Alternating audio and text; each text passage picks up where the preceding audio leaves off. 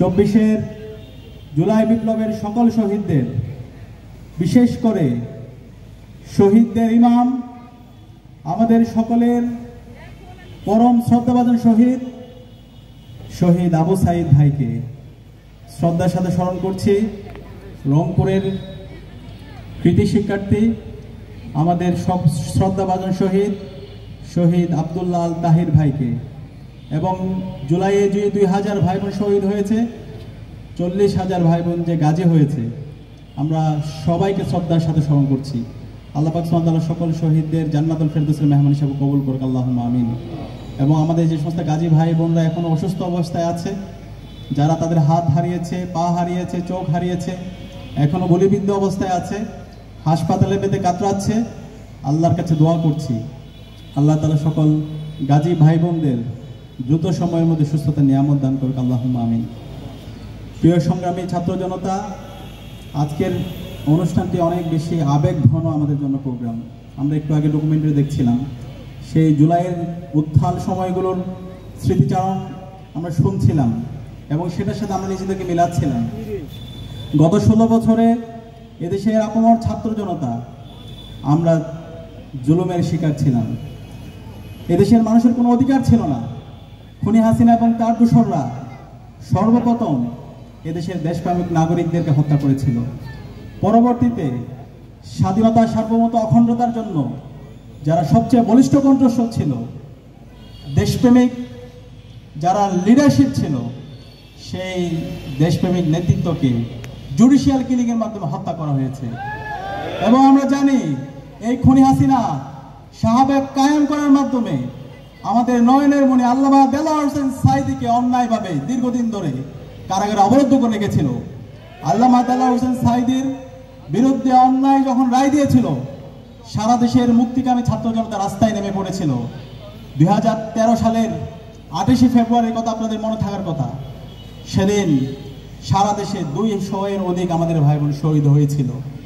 এভাবে 2013 সালের 5 মে আমাদের আলেম ওলামাদেরকে শাপলায় গণহত্যা সংগঠিত করা হয়েছিল।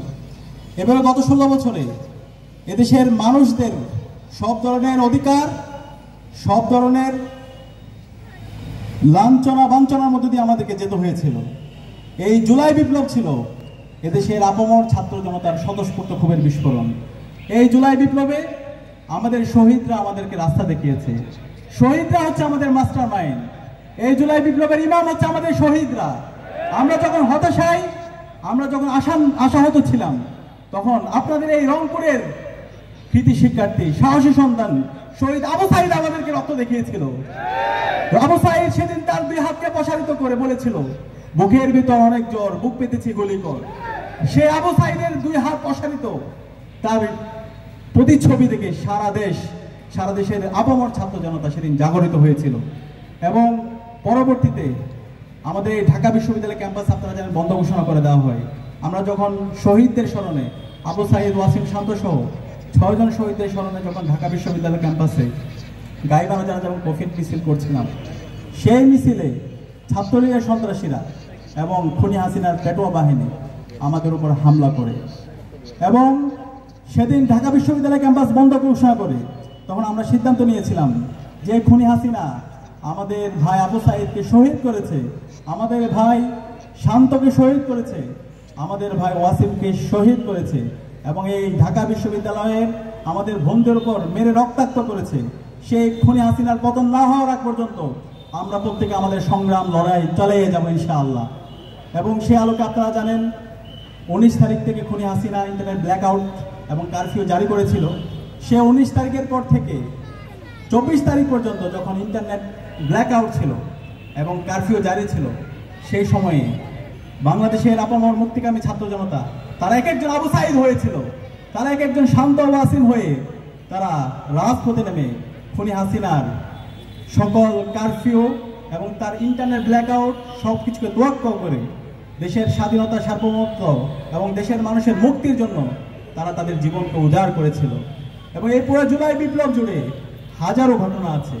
এই সকল ঘটনার সাথে ইসলামী ছাত্র শিবির নীতি নির্ধারণ এবং মাঠ পর্যায়ের সমন্বয়ের সাথে আল্লাহ তাআলা আমাদেরকে জড়িত থাকার সুযোগ দিয়েছে। কিন্তু এই আন্দোলনে আমাদের শহীদরা আমাদেরকে রাস্তা দেখিয়েছে। 19শে জুলাইয়ের পর থেকে আমরা দেখতে পেয়েছি এদেশের মুক্তিকামী ছাত্র জনতা তারা প্রত্যেকে শহীদ হওয়ার জন্য রাস্তায় নেমেছিল। তারা প্রত্যেকে স্লোগান দিয়েছিল, নারে তাকবীর, নারে তাকবীর। তারা আল্লাহ শ্রেষ্ঠত্ব ঘোষণা করে তারা তাকবীর ঘোষণা দিয়েছিল। তারা সবাই শহীদ হওয়ার জন্য রাস্তায় নেমেছিল। এবং এই জুলাই বিপ্লবে আমাদের 2000 ভাই বোনের শাহাদাতের মাধ্যমে, 40,000 আমাদের ভাই বোনের গাজীর মাধ্যমে আজকে আমরা নতুন বাংলাদেশ পেয়েছি। আজকে যদি আমরা ক্রেডিট দিতে চাই, আমাদের পুরো ক্রেডিটটা আমাদের শহীদদেরকে দিতে চাই। এবং এই জুলাইয়ের যে ইন্সপাইরেশন, জুলাই যে সারা দেশব্যাপী ছড়িয়ে পড়া, সেই ক্রেডিট যদি আমরা দিতে চাই, সেটা আপনাদের রংপুরের কৃতি শিক্ষার্থী, আপনাদের এই সন্তান শহীদ আবু সাইদকে আমরা দিতে চাই। প্রিয় উপস্থিতি, এই জুলাই বিপ্লবের পরে আমাদের স্বপ্ন ছিল, আমাদের শহীদরা যে জন্য জীবন দিয়েছে, আমরা পুরো জুলাই জুড়ে যে জন্য আন্দোলন করেছি, লড়াই করেছি, সংগ্রাম করেছি, আমাদের এই দেশের মুক্তির জন্য, আমরা একটা ইনসাফ ভিত্তিক বাংলাদেশ বিনির্মাণ করার জন্য, সেই ইনসাফ ভিত্তিক বাংলাদেশ বিনির্মাণ করার জন্য আমাদের শহীদরা যে জন্য জীবন দিয়েছে, আজ 1 বছর পর যদি আমরা পর্যালোচনা করি, সেই শহীদদের আকাঙ্ক্ষার আলোকে আমরা ইনসাফ ভিত্তিক বাংলাদেশ এখনো বিনির্মাণ করতে পারিনি। আমাদের শহীদরা জীবন দিয়েছিল আমাদের এই বাংলাদেশে খুনি হাসিনা যে ফেসিবাদ কায়েম করেছিল, সেই সকল ফেসিবাদের উপাদানগুলোকে আমরা সমূল উৎপাদন করব। খুনি হাসিনা যে গণহত্যা এবং শিশু হত্যা সংগঠিত করেছিল, গত 16 বছরে সে যে মানবাধিকার লঙ্ঘন করেছিল, যত আলেম ওলামাদেরকে হত্যা করেছিল, এই সকল হত্যাকাণ্ডের বিচার এই স্বাধীন বাংলাদেশে হবে। কিন্তু আজকে 1 বছর পরে আমরা দেখতে পাচ্ছি এখন পর্যন্ত একটা রায় পর্যন্ত দিতে পারে নাই। যে অন্তর্বর্তীকালীন সরকার শহীদদের রক্তের উপর বসে তারা আজকে সরকার গঠন করেছে, আজকে আমরা দেখতে পাচ্ছি তাদের বিলাসিতা, তারা এই ক্ষমতাকে ভোগ করছে।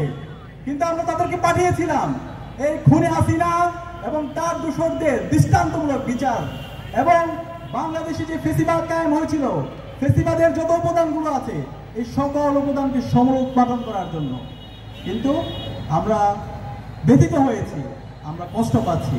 আমাদের এই অন্তর্বর্তীকালীন সরকারের যারা উপদেষ্টারা আছে, তারা ফেসিবাদের প্রতি তাদের দরদ কাজ করে, তারা জুলাইয়ের চেতনাকে ধারণ করে না। তারা এখন পর্যন্ত যাদের মাধ্যমে আজকে আমরা আজাদি পেয়েছি, সেই শহীদদের তালিকা পর্যন্ত এখন পাবলিশ করতে পারে নাই। জাতিসংঘের যেই রিপোর্ট প্রকাশ করা হয়েছে, সেখানে 1400 জন শহীদের তালিকা তারা প্রকাশ করেছে। কিন্তু সরকারের যে তালিকা, সেখানে 820 জনের মতো তালিকা, এখন পর্যন্ত শহীদদের তালিকা প্রকাশ করতে পারে নাই। সেই ধরনের ব্যর্থ একটা সরকার গত 1 বছর ধরে বাংলাদেশে আমাদের জুলাই পরবর্তী অন্তর্বর্তীকালীন সরকারে তারা নেতৃত্ব দিচ্ছে। আমরা তাদেরকে বলতে চাই, আপনারা যদি না পারেন, আপনারা যদি জুলাইয়ের আকাঙ্ক্ষাকে ধারণ করতে না পারেন, আবু সাঈদের যে আকাঙ্ক্ষা, আবু সাঈদ যে জন্য জীবন দিয়েছে, সেই আকাঙ্ক্ষা যদি আপনারা ধারণ করতে না পারেন, তাহলে আপনারা পদত্যাগ করেন। ছাত্র জনতা দায়িত্ব নেওয়ার জন্য প্রস্তুত আছেন ইনশাআল্লাহ। আমরা যাদেরকে ছাত্র উপদেষ্টা বানিয়েছি, সেই ছাত্র উপদেষ্টারাও আজকে তারা ভোগ বিলাসে তারা মগ্ন হয়ে পড়েছে। জুলাইয়ে যে দেশের আবহাওয়ার ছাত্র জনতা তাদের পরিচয় ভুলে গিয়ে তারা ফেসিবাদ মুক্ত বাংলাদেশ বিনির্মাণ করার জন্য যেভাবে ঐক্যবদ্ধ হয়েছিল, সেই জুলাই পরবর্তী এই সকল স্টেক হোল্ডারদেরকে তারা বিভিন্নভাবে বিভাজিত করেছে। তাদের যে হিস্সাগুলো ছিল, তাদের যে কথাগুলো ছিল, সেই কথাগুলোকে সবসময় ডিনাই করা হয়েছে। এই জুলাই বিপ্লবে 18 জুলাই প্রাইভেট বিশ্ববিদ্যালয়ে আমাদের ভাই বোনরা যেভাবে রাজপথে নেমে পড়েছিল, তারা যেভাবে তাদের জীবনকে উৎসর্গ করেছিল, এবং 19শে জুলাইয়ের পর থেকে কওমি মাদ্রাসা শিক্ষার্থীরা, আলিয়া মাদ্রাসা শিক্ষার্থীরা যেভাবে রাস্তায় নেমেছিল, এবং শহরের মধ্যবিত্ত শ্রেণী যেভাবে তাদের প্রতিবাদ প্রতিরোধ করেছিল, আমরা জুলাই বিপ্লব পরবর্তী দেখতে পেয়েছি তাদের সবাইকে ডিনাই করা হয়েছে।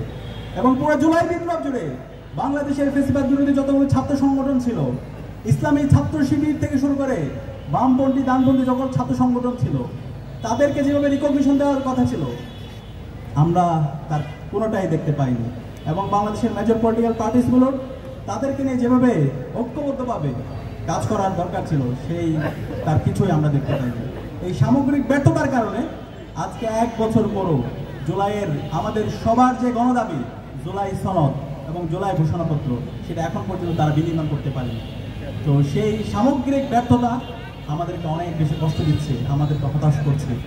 আমরা অন্তর্বর্তীকালীন সরকারকে বলতে চাই, আপনারা দ্রুত সময়ের মধ্যে জুলাইয়ের শহীদদের আকাঙ্ক্ষা এবং জুলাই বিপ্লবের সকল অংশীজনদের যে আকাঙ্ক্ষা, এক ইনসাফ ভিত্তিক বৈষম্যহীন বাংলাদেশ বিনির্মাণ করার যে আকাঙ্ক্ষা এবং বিগত সময়ে ফেসিবাদ বিরোধী লড়াই যারা অংশীদার ছিল তাদের যে প্রত্যাশা এবং বাংলাদেশের মজলুম মানুষদের যে প্রত্যাশা, সকল প্রত্যাশা এবং দীর্ঘদিনের লড়াই, সেই সকল লড়াইকে রিকগনিশন দিয়ে আপনারা জুলাই ঘোষণাপত্র ঘোষণা করুন এবং জুলাইয়ের সনদ দ্রুত সময়ের মধ্যে ঘোষণা করুন এবং আমাদের যত শহীদ আছে যাদের মাধ্যমে আজকে আমরা আজাদি পেয়েছি সকল শহীদদেরকে রাষ্ট্র থেকে স্বীকৃতি প্রদান করুন এবং সকল শহীদ পরিবার এবং আহত পরিবার তাদের রাষ্ট্র থেকে পুনর্বাসনের ব্যবস্থা করুন এবং বাংলাদেশের প্রতিটি ক্যাম্পাসে ক্যাম্পাসে ছাত্র সংসদ নির্বাচন দ্রুত সময়ের মধ্যে আয়োজন করেন।